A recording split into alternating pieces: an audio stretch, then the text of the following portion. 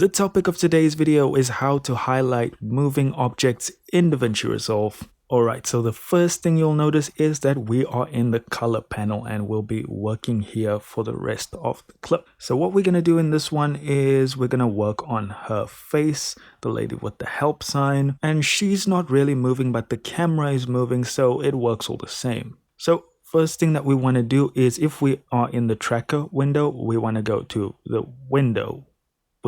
And for faces, I always use the circle. It just works the best. And then we want to invert it so that everything outside of the circle is affected by any color changes we make.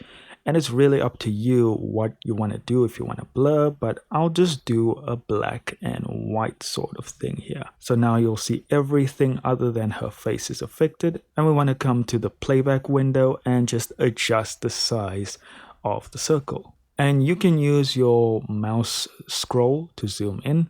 Let's make this a bit smaller. Okay, so let's move it back to the beginning of the clip. And then we're going to go back into the tracker window and we're going to switch 3D off. I'm going to move to frame because we're going to do this manually. I'm going to change cloud tracker to point tracker.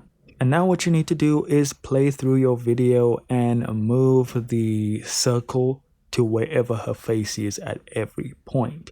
But first things first, you want to set a keyframe at the beginning of the video at your start point. And you do that by clicking on the diamond over here, and you can move through each keyframe with the little arrow next to the diamond. So what we're going to do, play through each part, see where her face moves, and then move the circle to wherever that is. And as you can see, when we play it back, it tracks everything that we set up. And that's all there is to it, guys. Thank you so much for watching. Do consider liking and subscribing, and I'll see you in the next video.